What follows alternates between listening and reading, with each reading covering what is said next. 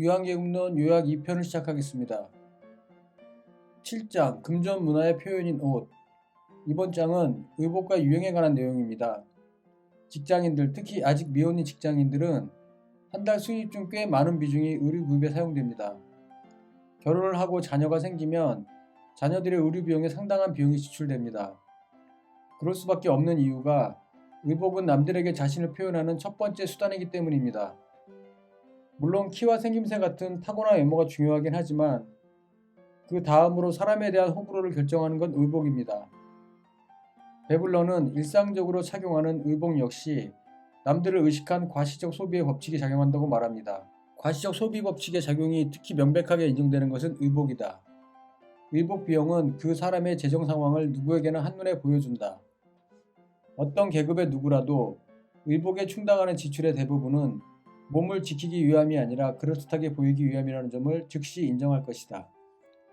말하자면 의복은 고급의 이유에서, 즉 정신적 이유에서 필요한 것이다.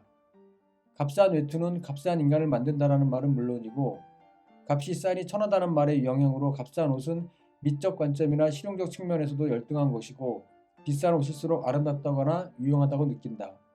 지금은 덜하지만 2000년 초반까지만 해도 베르사체나 알마니, 프라다 등의 마크나 장신구가 큼지막하게 새겨진 옷들이 유행한 적이 있습니다. 멋이 있건 없건 간에 명품임을 알아볼 수 있는 장식이 있는 의류를 입으면 많은 사람들의 주목을 받곤 했습니다. 2022년 현재 누군가 그런 옷을 입는다면 촌스러움의 눈길을 끌 것입니다. 그렇다면 20년 전 혹은 10년 전, 짧게는 작년에 유행했던 옷들은 유행이 지나면 왜 그리 촌스럽게 느껴질까요? 이에 대한 베블론의 통찰은 이렇습니다. 어떤 스타일에 대한 혐오감을 품기까지 걸리는 시간은 그 스타일이 본질적으로 추악한 만큼 짧다. 패션의 추악함과 불안정성 사이에 존재하는 이러한 시간적 관계를 통해 새로운 스타일이 이전의 것을 억누르는 속도가 빠를수록 건전한 취향에는 불쾌한 것이었다고 추론할 수 있다. 여기서 다음과 같이 결론을 맺어도 좋을 것이다. 즉 어떤 사회에서, 특히 그 사회의 부유층에서 분화 이동성이나 행동 범위가 확대될수록 의복에 관한 과시적 낭비의 기준이 더욱 무거워지고 미적 감각은 마비되거나 금전적 평판의 요구에 굴복하게 된다. 그리고 계속 이어서 유행하는 스타일은 더욱 추악하고 참을 수 없는 것이 되기 쉽다. 유행이란 것의 유효기간이 짧고 유행이 지난 상품들이 유치해 보이는 이유는 유행 자체가 미적으로는 원래 추하기 때문이란 뜻입니다. 미적 가치는 별로 고려하지 않은 채 금전적인 이유에서 유행을 만들다 보니 사람들의 눈에서 콩깍지가 벗겨지는 순간 촌스럽고 추한 본 모습이 드러나게 됩니다. 그렇다면 유행은 과연 어떻게 만들어질까요? 어떤 것에 대한 결핍감으로 인해 대중 스스로 만들어내기도 합니다. 하지만 대부분은 유한계급들에 의해 만들어집니다. 그 이유는 유한계급 자신들과 그 외의 사람들을 구별짓기 위해서입니다. 앞서 얘기한 예절이든 의복이든 유행 이전의 창작은 유한계급들에게서 발생하고 전파됩니다. 유한계급들 사이에서 어떤 상품이 소비되면 그 상품을 생산하는 기업들은 그 사실을 대대적으로 선전합니다. 약간의 시차를 두고 대중들에게 서서히 전파되면 그게 유행이 되는 시기입니다. 하나의 상품이 유행하면 그땐 이미 유한계급들은 새로운 상품을 과시적으로 소비하기 시작합니다. 그러면서 자신들에게서 유행이 지나간 상품에 대중들이 열광하는 걸 보면 그들을 비웃고 조롱하면서 자신들의 우월함을 과시합니다. 베르사체, 알마니, 프라다 등의 명품들은 처음 유한계급 사이에서 과시적으로 소비될 때에는 가격이 굉장히 높았습니다. 그렇지 않았으면 그들이 그걸 소비하지 않았을 겁니다. 유한계급 사이에서 유행이 지나 대중화되기 시작하면 대량으로 소비되고 그러면서 점차 가격이 내려갑니다. 처음 어떤 명품이 과시적으로 소비되기 시작할 땐 굉장히 비싸고 일상생활을 하는데 불편할 정도로 실용성이 떨어집니다. 그런 명품 옷을 입으면 아무리 사소한 노동이라도 거의 불가능해집니다. 불필요한 최고급 원단이나 장식을 하기 때문인데 그런 상품을 소비함으로써 자연스럽게 노동이 면제돼 유한계급임을 드러냅니다. MB가 대통령이던 시절 MB가 입었던 양복이 화제가 됐던 적이 있습니다. 로로 피아나라는 이탈리아 명품 양복이었는데 당시 양복 한 벌 가격이 1000만원 정도였습니다. 그 이후 모방 소비를 하는 서민들로 인해 많이 싸졌다고는 합니다. 그 정도 가격의 양복은 최고급 원단을 사용하기 때문에 일반적인 활동이 힘들다고 합니다. 왜냐하면 워낙 먼지가 잘 달라붙어서 먼지가 없는 깨끗한 공간에서 생활하는 사람이어야만 입을 수 있기 때문입니다. 8장 노동 면제와 보수주의. 8장이야말로 이 책의 핵심 주제가 담긴 장이라고 할 수 있습니다. 유한계급이 보수적인 이유는 물론이고 사회의 취약계층이 보수적인 이유에 대해 명쾌한 해답을 내놓습니다. 각종 선거철만 되면 늘 궁금한 것이 있었습니다. 왜 가난한 사람들이 부자를 대변하는 정당을 지지할까 하는 것입니다. 수구 보수 정당은 공약만 그럴싸할 뿐 서민을 위한 정책을 시행한 적이 별로 없습니다. 이번 윤석열 정부만 하더라도 노인층 일자리 예산 삭감을 비롯해서 서민에 대한 복지정책 예산을 줄줄이 삭감했습니다. 윤석열 대통령의 표를 준 가난한 사람들을 배신한 것입니다. 이명박, 박근혜 그리고 이번 윤석열 정부까지 가장 가난한 계층에 있는 사람들이 그들에게 표를 주는 이유는 무엇 때문일까요? 유한계급은 고도로 조직화된 현대 산업사회의 경제적 필요성에서 대체로 차단되어 있다. 다른 계급은 생활수단을 얻기 위한 노고를 해야 하지만 유한계급은 그럴 필요가 없다. 이러한 특권적 입장의 결과로 상황에 따른 제도의 발전과 산업 구조의 변화에 대한 재적응이라는 요구에 가장 둔하게 반응한다. 따라서 유한계급은 보수적이다. 부유계급이 문화적 틀의 변화에 저항하는 건 본능적 행위이지 결코 물질적 이해타산이 주된 동기는 아니다. 부유계급 사람들이 다른 사람들만큼 쉽게 혁신의 요구에 굴복하지 않는 것은 그럴 필요가 없기 때문이다. 한마디로 유한계급은 지금 이대로의 생활이 바로 천국입니다. 그렇기 때문에 새로운 것을 추구하지도 않고 변화를 원하지도 않습니다. 그래서 보수적입니다. 부자들의 입장에선 그럴 것 같다는 생각이 듭니다. 내가 그들 입장이라도 그랬을 겁니다. 하지만 서민들은 좀 더 나은 세상을 꿈꾸고 변화를 기대하는 게 당연하지 않을까요? 그런데 베블러는 그렇지 않다고 말합니다. 이 책을 통해 베블러는 막스가 해결하지 못한 숙제 중 하나를 해결했다고 할 수 있습니다. 그것만으로도 이 책을 읽어야 할 충분한 이유가 됩니다.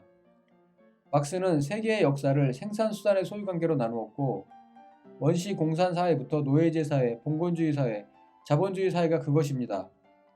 자본주의 사회 이후에는 프롤레타리아 혁명에 의한 사회주의를 거쳐 공산주의 사회로 이행할 것으로 예측했습니다. 막스를 비판하는 사람들은 이런 그의 예측이 틀렸다며 자본론 전부를 인정하지 않으려고 합니다. 그의 예측이 아직 실현되지 않은 건 사실입니다. 하지만 자본주의가 아직 끝나지 않았으니 그 후에 어찌 될지는 알 수 없습니다. 자본주의는 자본가에 의한 착취와 그로 인한 빈부격차가 커짐에도 불구하고 여전히 프롤레타리아에 의한 혁명이 일어나지 않고 있습니다. 베블러는 이 책에서 자본주의가 왜 끝나지 않는지를 설명합니다. 이유는 크게 두 가지인데 첫 번째는 유한계급에 대한 대중들의 부러움과 모방심리 때문이고 두 번째는 대중들의 에너지 고갈로 인한 보수화 때문입니다. 대중들이 유한계급을 부러워하고 그들의 낭비와 사치까지 모방하는 사례는 무수히 많습니다. 90년대 말부터 불기 시작한 명품 열풍과 감당하기 힘든 빚을 떠안으면서도 늘어나는 고급 외제차들과 고급 아파트가 대표적 사례입니다. 대중들의 에너지 고갈로 인한 보수화의 대표적 사례는 정치 분야에서 두드러집니다. 노골적으로 부자들을 위해 정책을 펼치겠다는 수구 보수 정당을 가장 가난한 서민들이 지지합니다. 이런 현상에 대해 베블러는 날카롭게 지적합니다. 개혁을 방해하는 요인이 되는 것은 불만이 생길 여지를 완전히 없애는 사치스러운 생활만이 아니다. 영양 부족이나 가혹한 육체 노동도 개혁을 저해하는 요인이 된다. 국빈에 시달리거나 나날의 연명의 에너지를 모두 흡수당하는 사람들은 하나같이 보수적이다. 왜냐하면 내일보다 앞의 일을 생각할 힘이 남아있지 않기 때문이다. 이는 그야말로 부유한 사람들이 오늘의 상황에 불만을 느낄 이유가 없기 때문에 보수적인 것과 마찬가지라고 할 수 있다. 막스는 극단적으로 부당한 착취가 행해지는 자본주의 체제에서는 일반 대중들이 바보가 아닌 이상 반드시 혁명이 일어날 수밖에 없다고 생각했습니다. 반면 베블러는 대중들이 부자들을 미워하고 세상을 뒤집으려 하기는커녕 부자들을 부러워하고 빚을 내서라도 그들을 따라하려고 하기 때문에 세상이 변하지 않는다고 보았습니다. 아직까지는 베블런의 분석이 더 잘 들어맞고 있습니다. 6.25를 경험한 한국의 경우 한 가지 이유가 더 있습니다. 그건 다름 아닌 레드 콤플렉스입니다. 현재 한국 정치의 수구보수 정당 국회의원 대다수가 상위 몇 프로 안에 드는 부자들입니다. 6.25가 끝난 지 70년이 넘었음에도 불구하고 이들은 여전히 반공을 내세웁니다. 불과 몇 년 전인 2013년도에도 멀쩡한 서울시 공무원을 중국 동포라는 이유로 간첩, 즉 빨갱이로 조작해 억울한 옥살이를 시키기도 했습니다. 그들이 그를 빨갱이로 만든 건 당시 서울시장이었던 박원순 시장을 공경에 빠뜨리기 위함이었습니다. 나중에 드러났지만 조선족인 줄 알았던 그 공무원은 중국 화교 출신이었고 중국이 남한 국정원에 협조하지 않았기 때문에 그 공작에서 벗어날 수 있었다고 합니다. 만일 그가 조선족이었다면 꼼짝없이 간첩이 되었을 겁니다. 이승만 정부 이후 자행된 빨갱이 만들기 공작에 의해 죄 없는 양민들이 수없이 학살당했습니다. 박정희 정권과 전두환 정권 당시에는 운동권 학생들이 빨갱이로 몰려 옥살이를 하고 죽거나 행방불명되었습니다. 그 이후 북한과 빨갱이는 사회적 금지어가 되었고 그렇게 각인된 레드 컴플렉스는 나이 먹고 가난한 사람들에게 보수 정당의 말을 들어야 안전하다는 인식을 갖게 만들었습니다. 요즘도 선거철만 되면 반공과 빨갱이란 말이 버젓이 튀어나옵니다. 이런 상황에서는 일하기 본능을 가진 선량한 대중들의 세상이 오기란 정말 힘들 것입니다. 유한계급 제도는 하층 계급으로부터 가능한 한 많은 생계수단을 걷어들여 그들의 소비를 감소시키고 에너지를 빼앗음으로써 새로운 사고 습관을 배우고 익히고자 노력할 여유를 갖지 못하게 하고 결국 하층 계급 사람들은 보수 속으로 된다. 최상층이 부를 축적하면 할수록 하층은 더욱 빈곤해진다. 그러한 다수 빈민의 존재는 사회개혁에 중대한 장애가 되는 경우가 드물지 않다. 자본주의 체제는 제로섬 게임입니다. 누군가 많이 가지면 반대편의 누군가의 몫은 적어집니다. 그 둘의 합은 언제나 100이지만 많이 갖는 자가 점점 더 많이 갖게 되는 게 자본주의의 모순입니다. 가난한 사람들만 보수화되는 게 아닙니다. 자동차 할부제도와 주택담보대출 등 신용제도가 확대되면서 중산층의 보수화도 심해졌습니다. 가난한 사람들은 내일을 기대하는 여력조차 없어서 보수화된다고 하지만 그나마 좀 여유가 있던 중산층들은 왜 보수화되는 걸까요? 부의 불평등한 분배는 이처럼 직접적으로 개혁을 방해하지만 그 효과는 간접적 방법에 의해서도 조장된다. 금전적 평판을 얻기 위해서라면 과시적 소비 이외의 지출에는 최저한의 생활에 필요한 것만 남기고 생리적 욕구를 만족시킨 뒤에 남는 에너지는 모두 체면을 위해 투자하게 된다. 이와 함께 사회의 보수적 경향은 더욱 강화되어 간다. 중산층 사람들은 자신들의 체면 유지 때문에 보수화됩니다. 자신들의 평판을 위해 부자들 흉내를 내려다 보니 그들 역시 삶의 여유가 줄어듭니다. 결국 내일을 기대할 힘이 남아있지 않다는 면에선 가난한 사람들과 다를 바 없습니다. 이 외에도 8장에는 재밌는 내용이 더 나옵니다. 먼저 경제학적으로 세계의 역사를 구분하는 베블런의 관점입니다. 서양 문명의 생활사에서 현대 직전에 위치한 것은 이 책에서 준평학이라고 부르는 문화 단계이다. 이 단계에서는 신분제도가 생활 양식을 지배했다. 앞에서 막스는 세계의 역사를 원시 공동체, 노예제, 봉건제, 자본주의로 나눴다고 말했습니다. 막스와 다르게 베블런은 원시시대, 야만시대, 약탈적 정기와 준평화적 후기시대, 수공업 시대, 기계제 시대로 나눕니다. 막스는 노동자들의 혁명으로 새로운 세계가 열릴 것이라 보았고 베블론은 첨단 기계제 시대가 새로운 세계를 열 것이라고 보았습니다. 누구의 말이 맞을지는 좀 더 지켜봐야 하겠습니다. 나머지 하나는 요즘 한국 사회에서 일명 태극기 부대 혹은 태극기 할배라고 불리는 사람들에 해당되는 이야기입니다. 베블런은 열광적 애국주의를 약탈 문화의 특징이라고 말합니다. 한국의 보수층은 특히나 애국을 강조합니다. 베블런에 의하면 이들의 이런 행위는 현대 사회에서 볼 수 있는 역행 현상의 가장 현저한 상징일 뿐입니다. 즉 시대를 뒤로 되돌리는 행위라는 것입니다. 본인 자신과 자신들의 자녀들은 전부 군 면제를 받은 사람들이 말끝마다 반공과 애국을 들먹입니다. 혀끝의 애국주의자들은 애국 코스프레를 통해 사회 계층을 분열시킵니다. 남녀와 세대, 그리고 각 계층별로 쪼개고 나누어서 사회를 분열시킵니다. 상위 몇 퍼센트의 부자들을 제외한 나머지 사람들끼리 싸우고 분쟁하느라 정작 그렇게 만든 장본인들에겐 관심조차 두지 못하게 됩니다. 베블런에 의하면 이런 애국주의는 야만 시대의 잔재일 뿐입니다. 최첨단 미래를 말하는 현대사회를 야만 시대의 잔재를 부리는 사람들이 지배하는 이 아이러니한 상황을 어떻게 설명해야 할까요? 지금까지 유한계급론에 나오는 내용 중 나름 중요하다고 생각되는 부분을 요약해 보았습니다. 9장부터 14장까지의 내용도 재밌고 유익하긴 하지만 8장까지의 내용만으로도 충분할 것 같아 생략했습니다. 이 책을 통해 느낀 점이 많지만 그중 절대 잊으면 안 되겠다고 생각한 게 있습니다. 타인의 시선에서 자유로워지자. 타인을 의식하지 않으면 굳이 비싼 차를 살 필요도 없고 엄청난 빚을 감당하면서까지 비싼 아파트를 살 필요도 없습니다. 다음 달 카드 결제를 걱정하면서 명품 옷을 살 필요도 없고 언론에 나오는 부자들을 부러워할 필요도 없습니다. 타인의 시선에서 자유로워지면 한층 더 자유로워집니다. 아무리 유행하는 옷과 차, 아파트를 사면서 부자들을 흉내낸들 결코 부자가 될 수 없을 뿐만 아니라 오히려 부자가 되는 길과 더 멀어질 뿐입니다. 부자들이 입는 옷을 입은들 그들은 이미 더 비싼 다른 제품의 옷을 입고 있습니다. 그들의 과시적 소비를 무슨 수로 따라잡을 수 있겠습니까?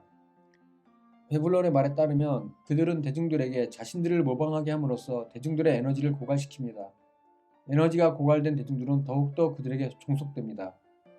유한 계급과 그들의 하수인인 언론은 평범한 대중들이 항상 말합니다.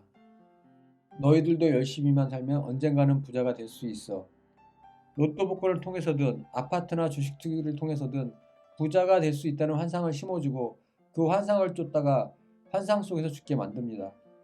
비록 꿈의 세계에서 내려오는 게 인간이라지만 부자지망생으로 한평생을 살다 죽는다는 건 너무 무가치한 삶이 아닐까 생각합니다. 마치 개 경주에 나선 그레이하운드처럼 결코 잡을 수 없는 고기를 쫓다가 자신의 모든 에너지를 소진하게 됩니다. 어차피 자본주의 체제 안에서 살 수밖에 없고 그러다 보니 돈이 필요한 건 분명합니다. 하지만 그렇다고 해서 꼭 부자들을 따라하고 흉내내면서 살 필요는 없습니다. 마지막으로 이 책에서 중요한 내용이 한 가지 더 있습니다. 시대적 배경이 그것입니다.